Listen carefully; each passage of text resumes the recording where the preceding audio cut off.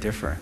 How's that? Because if you look at the, when I talk about the SIP, the module world, well, everything will become more disintegrated, which means that processor, the memory, different form factor, the analog, and then Gregory talked about the MEMS. Well, you have everything encompassed for low power, for lower cost, and also the quick cycle time. This is in between the boundary of a packaging and a silicon business. The question now is, who has more skill to take memory of the world, analog of the world, MEMS of the world, polished it, thin it, composed it, test it in multiple cycles, logistically manage the yield, the payment terms, and deliver it to different hubs. Is Foundry has a better skill managing the systemic complexity of logistics, or is the packaging guys, or it's the EMS guys? I think eventually the ecosystem will co-define this. I believe the fundamental economics dictates everything, not the technology. So in that context, what would you consider today the core competences of ASE? And if at all, how do they have to change? Well, if I speak in a parochial way, do so. Right, as I should.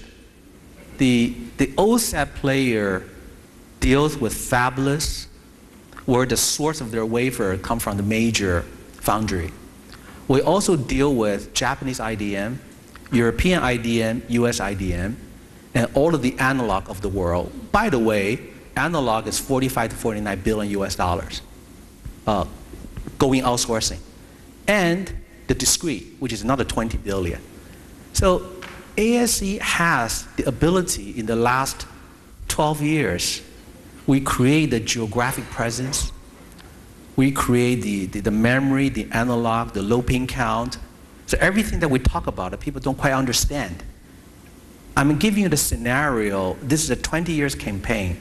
I need to have an access to the designer, to the logistics model, to the business and the contractual, the legal, to all of the IDMs around the world, because I believe, yes, fabless is rolling based on the paradigm that we talk about it.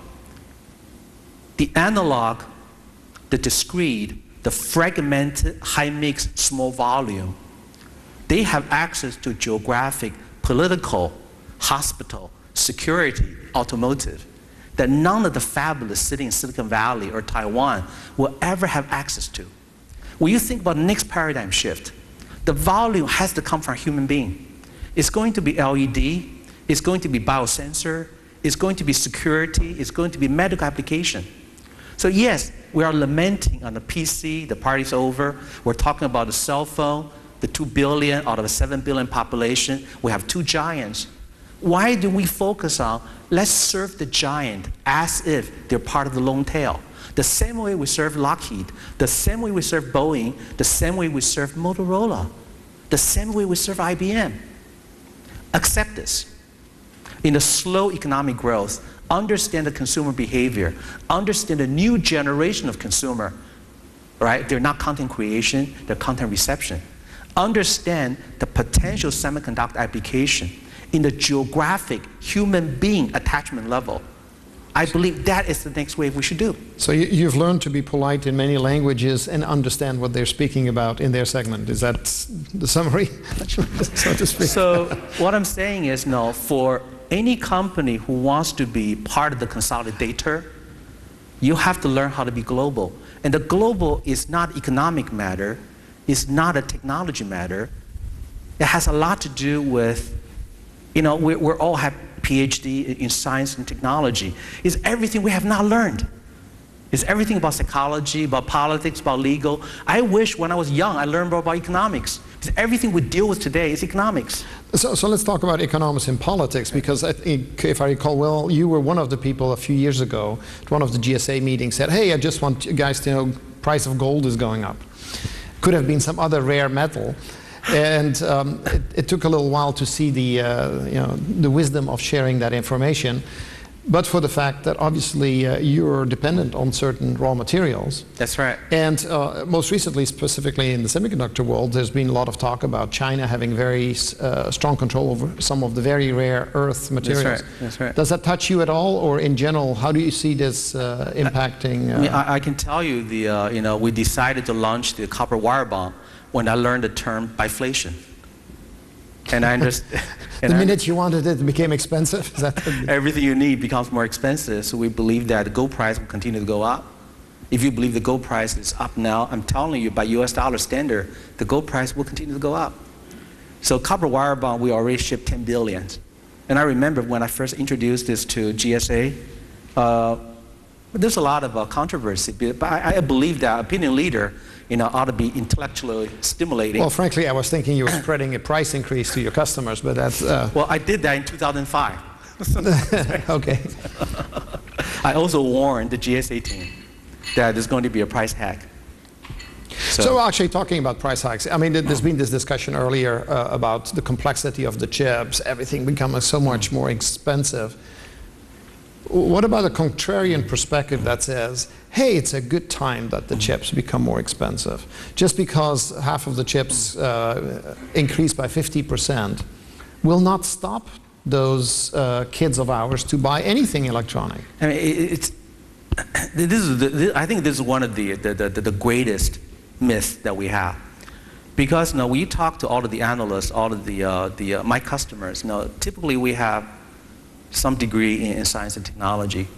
We always believe that you want to be the most elegant, you want to be the first one to make it. We still have this science ego, that engineer, we can do it all, and I'm better than you kind of a syndrome.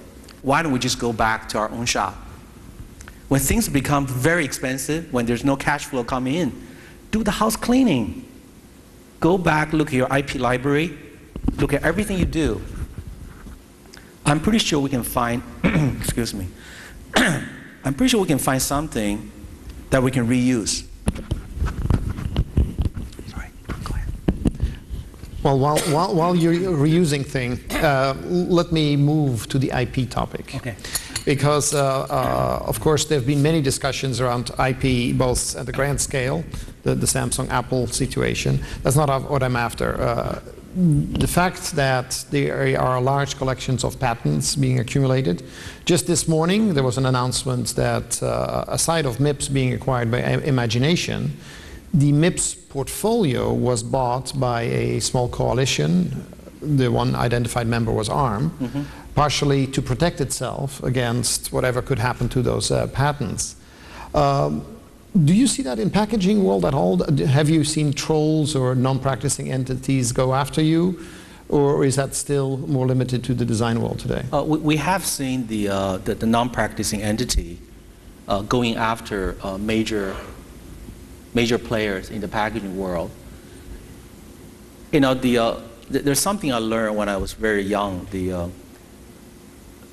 Wherever your market cap breaks the 10 billion mark, naturally you will attract somebody. That's relatively easy to fix, but not desirable, I guess. I don't think we can. It's something that is way beyond, because I think the IP legal system needs to have some fundamental shift. I think this, as a matter of fact, one of the things that I think GSA can play a real good role. It's a difficult role to play, because we have in our constituency other people that also benefit from exactly that, right? But fundamentally, I agree. I think it's a legal system that destroys value like crazy. Right. And I think all of this consolidation is part of the natural course in any kind of a saturated post-commodity paradigm. Is going to happen.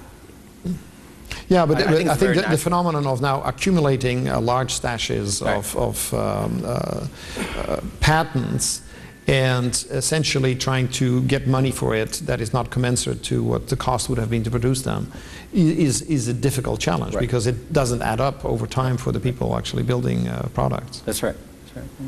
So, do you protect yourself against that? Do you collect patents yourself? What do you do? I think my IP guys are telling us that we create more patents than the competitors combined. The problem is your competitor has no edges, right? You cannot grab them. Oh, but my competitors might have a different view. But I think in the current state, I don't think the major OSAT is going each other in terms of the IP, because the business. No, I agree with you. I think they will all serve the same customer. Yeah, mutually assured destruction is actually works pretty well. Right. You're dealing, my words here, with patent terrorism, right? Right. Which is somebody has a few patents, attacks you, has no downside for counterattack, and it's not even a question of winning, losing. It's a question of negotiating a truce. And I think there's several approaches that we can take, because from ASE's perspective, we believe the packaging pattern has been around for a long time. If I want to talk about the TSV, I remember my first job. First year, I was introduced silicon on silicon. And I was introduced by multi-chip module, MCM. None of the things that we're doing is anything new. We just shrink that by 2 orders of magnitude, keep the same price. Well, in many ways, earlier you said, we always are pushed by the, make it cheaper, make it faster, and so on. I think we have lived Moore's Law, and maybe the biggest beneficiary of Moore's Law, Intel, has crafted that to sort of snow everybody. Correct. Or you can say, no, they actually formulated the essence of what the initial age of semiconductors is. And I'm calling it the initial age because I think we are coming towards the end of scale complexity and entering now systemic complexity. And you've illustrated it from the application side, but it's certainly true in everything you do as well. Exactly, because if you really look at it, Intel certainly made such a huge contribution to the semiconductor industry by plowing the way to create the technology, by forcing everybody to follow through on the Moore's Law. Without Intel, this probably won't happen. But the question now is, well, you have a 200, 300 million stagnated volume. Where is the economic benefit for going to the next node? And Dr. Wei just presented, right? At a 20 nanometer, the cost curve is plateauing. At a 20, at a 14, at a 7, at a 5. I understand, like Nikki talked about it, we can do 5. Of course, I believe maybe we can do something even better than 5. But the question now is, how does this paradigm, following this consumer behavior within this economy, how does the whole system equation can dictate a product design? So everything I understand what you're saying. I understand the numbers. Everything I see is that among the leaders, the race is on for the next technologies. And FinFET particularly is of super high interest because it is not a discontinuity, that's too big a word, but it's at least a step towards dealing with power at the hardware level, at the deep hardware level again. I look at the FinFET, huge investment. I look at the next generation of packaging of the chip interconnect to be the optical. I look at all of the technology gadgets. I do understand the performance benefit.